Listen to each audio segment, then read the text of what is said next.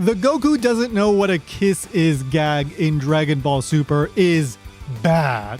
In fact, it's so bad that if you didn't know any better, you'd suspect the whole joke was the result of a mistranslation. Well, I won't drag this out. I'll tell you right here. There are absolutely no translation issues at play here. It's just a bad joke, and actually it's significantly worse than just about everyone realizes. So on this edition of Dragon Ball Dictionary, I'm gonna break down the infamous scene where Goku reveals that he doesn't know what a kiss is, and I'm gonna show you how truly terrible it is.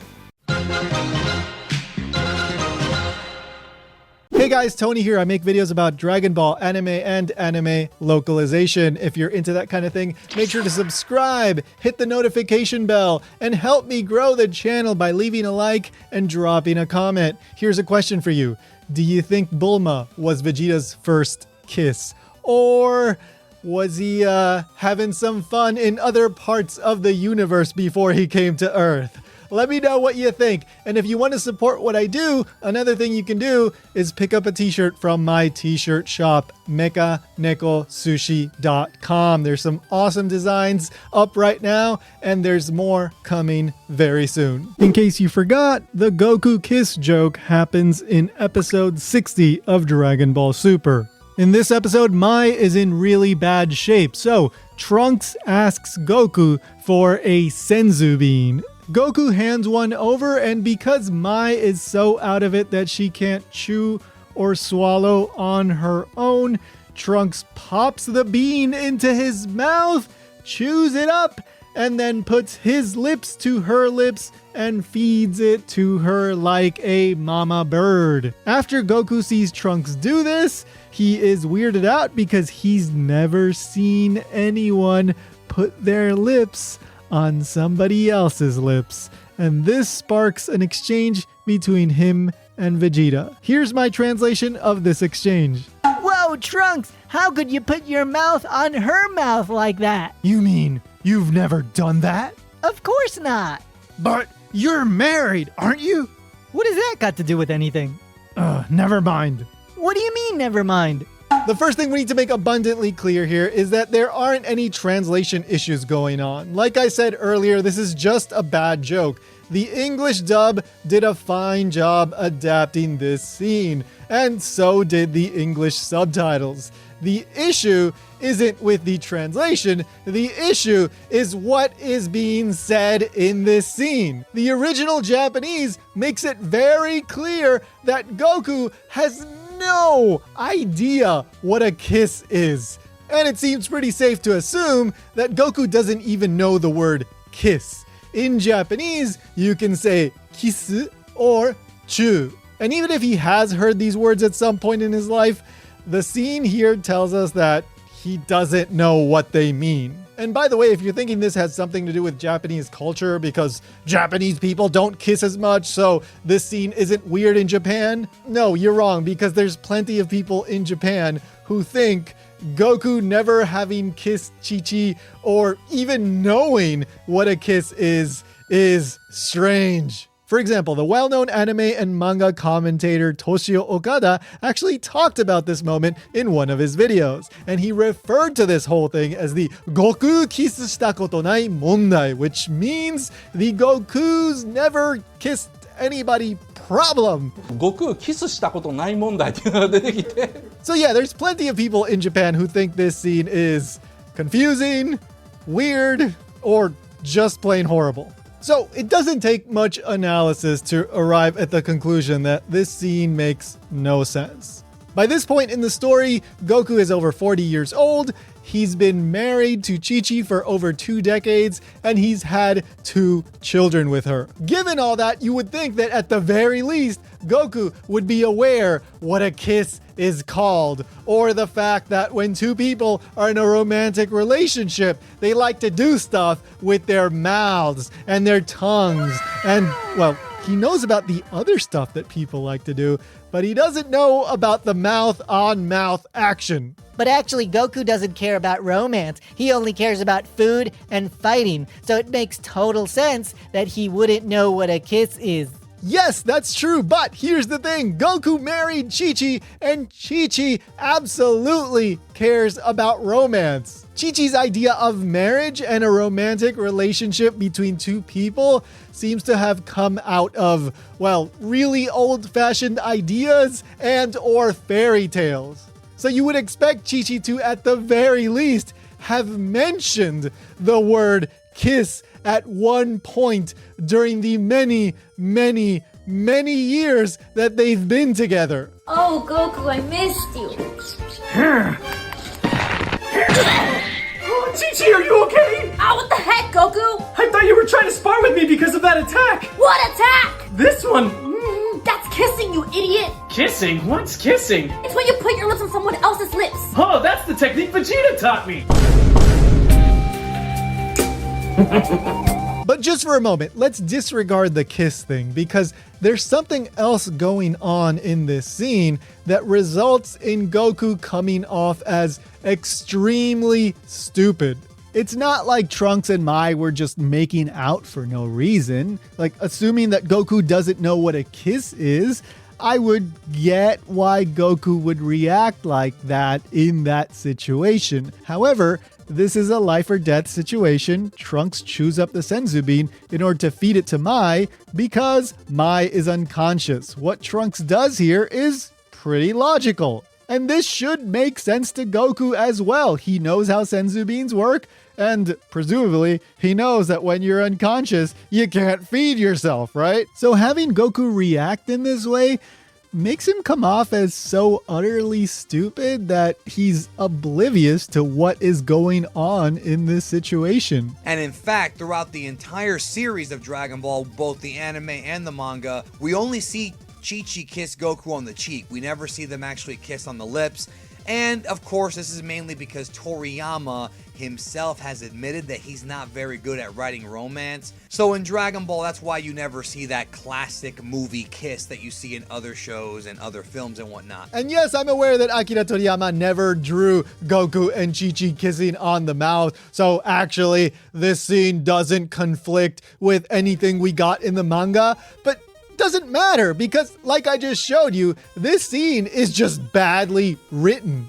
And it perfectly encapsulates so much of what is wrong with modern Dragon Ball. You see, this scene wasn't written because it's funny on its own merit. No, it wasn't written because it's a good joke. It was written as a reference to a classic joke from the original 42 volumes of the manga. Of course, I'm referring to the Goku thought bride was a type of food joke. By the way, I've already done an entire video where I do an in-depth breakdown of the Goku bride food joke. Many people think that Goku thought marriage was a food, but actually in the original Japanese, he thinks the word yome, which means bride or wife, was a type of food. But for a proper breakdown, you gotta check out the full video. I'll include a link down in the description and in the pinned comment right under my link to mekanekosushi.com, where you can buy a t-shirt to support what I do. Anyway, the Goku thought bride was a type of food joke is really good, and I absolutely love it. There's multiple reasons why I like this joke so much. To begin, we've got the fact that this joke works on two levels. In the Pilaf Saga, Kid Chi-Chi asks Kid Goku to marry her. He thinks she's offering him food, so he agrees. And we've got a misunderstanding here. It's great comedy. But then in the 23rd Tenkaichi Martial Arts Tournament, Akira Toriyama turns that silly little joke into setup for an even better joke. So it works both as a joke, but also as very satisfying payoff to this loose little plot point that most of us thought was just some random joke and probably wouldn't result in anything, but instead, it ended up becoming something very important in Goku's life. Another reason why I like this joke is because it makes total sense. It's the organic result of both who Chi-Chi is as a character and who Goku is as a character. By the 23rd Tenkaichi Martial Arts Tournament, yeah, Goku was a young adult, but he spent pretty much his entire life either in the wilderness or training. So it's not strange at all that Goku wouldn't understand what marriage is, or that he would misunderstand the rather traditional and old-fashioned phrase that Chi-Chi used to mean marriage. And on top of all of that, this joke is pivotal to both Goku as a character and the story of Dragon Ball. This joke pushed Goku forward as a character. Because of this joke, Goku went from a young adult to a husband to a father. And speaking of fatherhood, this joke also resulted in the birth of Gohan and Goten. Meanwhile, the Goku kiss joke is nothing but nostalgia bait. It's not funny, it's not organic, it makes no sense, and it's completely unimportant to what's going on in the story. You could cut this moment out and nothing would change about Dragon Ball Super. The only reason the Goku kiss joke exists in Dragon Ball Super is because Akira Toriyama wrote a better version of this joke back in the 1980s. But it actually gets worse because, like I said in the intro, this joke is actually worse than a lot of people realize. You see, it's not even consistent with how Goku is depicted earlier in Dragon Ball Super. In episode 31 of Dragon Ball Super, there's a scene where Jaco and Bulma leave together to go see the character Zuno. Right before they depart, Vegeta warns Jaco not to do anything weird to Bulma. In other words, this is Vegeta saying, "Don't try anything inappropriate with my Bulma or I'll come and get you." After this, Vegeta and Goku watch the ship depart and then they have a very interesting exchange. Here's my translation of this moment. We've both got some strong-willed wives, huh? Yeah, but I don't dislike Bulma. Well, if you're gonna put it that way, I like Chi-Chi too, you know. After this, Vegeta explains that Saiyans have a genetic tendency to prefer strong-willed women. Now, that's interesting, but that's not what I want to focus on here today. What I want to focus on is how Goku is depicted in this moment. First of all, in the first line in this exchange, in the original Japanese, Goku uses the word yome. Now, hopefully you remember from earlier that the word yome means bride or wife. And it's the word that Goku misunderstood that resulted in him agreeing to marry Chi-Chi. Now, yes, Chi-Chi doesn't just say yome, she says oyome. That's just a more polite version of yome. And then in this scene, Goku says yome-san. That's using that suffix that you often hear at the end of names. So we're talking about one version that has a prefix and one version that has a suffix. Doesn't really matter. At the core, it's the same exact word. Goku using the word yome with the san suffix shows us that Goku didn't just memorize the word yome after he learned it from Chi-Chi and Krillin and Yamcha. No, he came to integrate it as part of his vocabulary, and he's come to master its usage. In other words, the Goku that we get here is capable of something called learning, and he doesn't come off like a complete idiot who doesn't even know what a kiss is. But there's more. So in response, Vegeta says that he doesn't hate Bulma. In the original Japanese, he says kirai janai. Kirai means hate, and janai is what you use to negate something. So literally he's saying, I don't hate her. And this is basically Vegeta's indirect way of saying that he loves Bulma. In anime and manga, it's very common to hear a character reluctantly admit that they love someone by using this phrase, kirai janai, I don't hate them. This is especially common with characters who like to present themselves as tough, but in reality, they're soft and emotional on the inside. In other words, tsundere, and Vegeta is very much this type of character. So yeah, even though this is a very indirect way to put it, this is Vegeta saying that he cares deeply about Bulma and that he loves her. In response to what Vegeta says, Goku says, I like Chi-Chi too, you know. So in Japanese, Goku uses the word skit. Ski means like, however, in romantic context, it often takes on a slightly deeper meaning, something closer to love. So in this context, I'm definitely getting that vibe. Now, I wouldn't translate what Goku says here as, I love Chi-Chi too, you know. I think that's a bit much, but it's clear that Goku isn't simply saying, I like Chi-Chi too. No, Goku comprehends what Vegeta just said. The I don't hate her. He understands that Vegeta is expressing how deeply he cares for Bulma. And Goku is responding by saying, yeah, me too. In other words, he's saying he cares deeply about her. And even though he's not explicitly saying, he's saying, I love Chi-Chi too. Does this seem like the kind of character who doesn't even know the word kiss? No, it does not.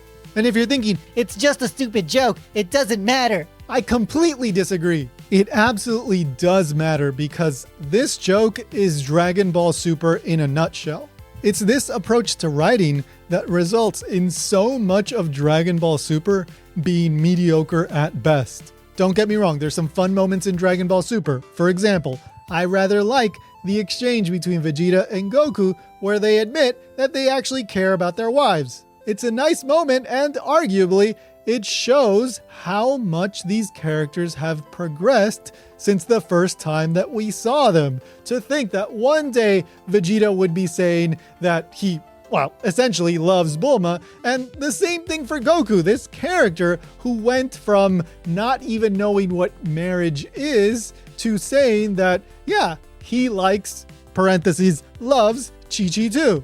But unfortunately, so much of Dragon Ball Super is exactly like the kiss joke. Nothing more than a hollow reference that can't stand on its own two legs and often ends up doing more damage than good.